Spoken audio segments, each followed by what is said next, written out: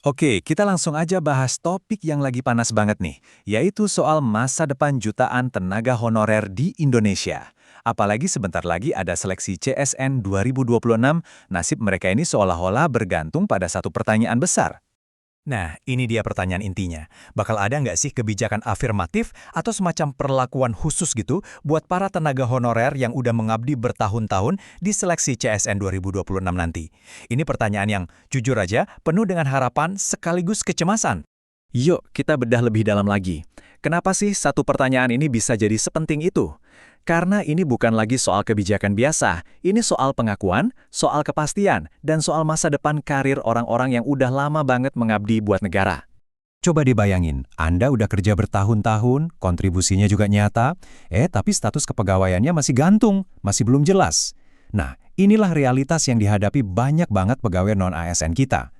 Makanya, seleksi tahun 2026 ini jadi momen yang sangat-sangat menentukan buat mereka. Biar kita benar-benar paham apa yang dipertaruhkan di sini, kita perlu dengerin langsung dari mereka yang ada di tengah-tengah masalah ini. Yuk, kita coba lihat apa sih yang jadi harapan dan juga kekhawatiran mereka.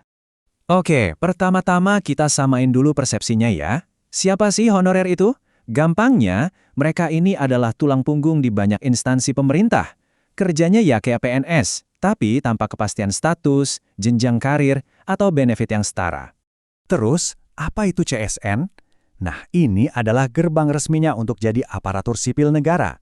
Bisa jadi PNS, bisa juga jadi PPPK, atau pegawai pemerintah dengan perjanjian kerja. Inilah jalur yang diharapkan bisa kasih kepastian buat para honorer. Dilema mereka tuh rumit banget loh. Banyak dari mereka yang udah ngabdi belasan bahkan mungkin puluhan tahun. Udah coba ikut seleksi berkali-kali tapi belum lolos juga. Termasuk mereka yang dari kategori khusus kayak XK2. Jadi harapan mereka sekarang cuma satu, ada kebijakan afirmasi sebagai bentuk penghargaan atas loyalitas mereka selama ini. Suara ini yang datang dari Ibu Nurbaiti, dari Asosiasi Pegawai Pemerintah Perjanjian Kerja Indonesia, benar-benar mewakili perasaan ribuan orang. Pertanyaannya simpel tapi menusuk. Pengabdian panjang kami ini bakal dihargai nggak sih di seleksi nanti? Nah, sekarang kita sampai ke momen yang ditunggu-tunggu. Setelah kita dengerin harapan dari para honorer, sekarang kita lihat gimana jawaban resmi dari pemerintah soal pertanyaan krusial tadi. Ini dia nih yang bikin penasaran. Badan Kepegawaian Negara atau BKN ternyata udah ngasih jawaban yang sangat jelas dan tegas soal kebijakan afirmasi untuk honorer di tahun 2026. Siap dengar? Yap, ini jawabannya. Sebuah pernyataan yang super tegas dari Wakil Kepala BKN Bapak Suharmen. Maksudnya, di tahun 2026 nanti, secara sistem, status honorer itu sendiri udah nggak akan ada lagi. Wah, ini perubahan yang fundamental banget. Oke, jadi maksudnya apa nih? Gini, logikanya sederhana. Kalau di tahun 2026, status honorer itu udah resmi dihapus dari sistem kepegawaian, ya gimana mau ada kebijakan afirmasi buat kategori yang udah nggak ada kan? Jadi, jawabannya jelas, nggak akan ada jalur afirmasi khusus untuk honorer di seleksi CASN 2026. Tapi tunggu dulu, ceritanya nggak berhenti di situ. Ada satu kelompok lagi nih yang nasibnya beda, yaitu pegawai pemerintah dengan perjanjian kerja atau PPPK paruh waktu. Nah, mari kita lihat gimana jalur mereka ke depannya. Penting banget nih buat kita bedain antara honorer sama PPPK paruh waktu. Karena buat PPPK paruh waktu, pemerintah udah nyiapin jalur transisi yang bisa dibilang jauh lebih mulus dan terjamin.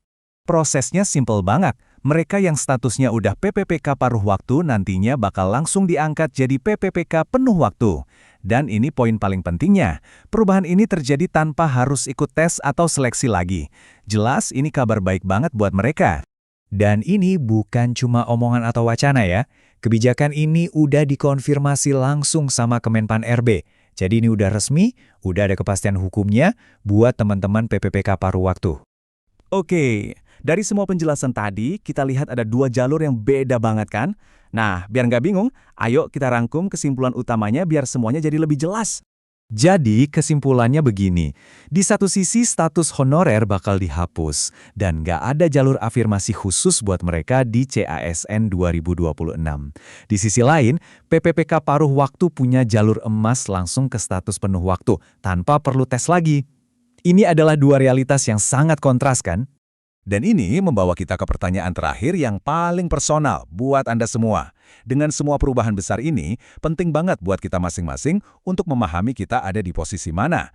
Apakah Anda ada di jalur yang udah jelas menuju kepastian, atau di jalur yang menuntut perjuangan baru? Memahami ini adalah langkah pertama untuk merencanakan masa depan Anda.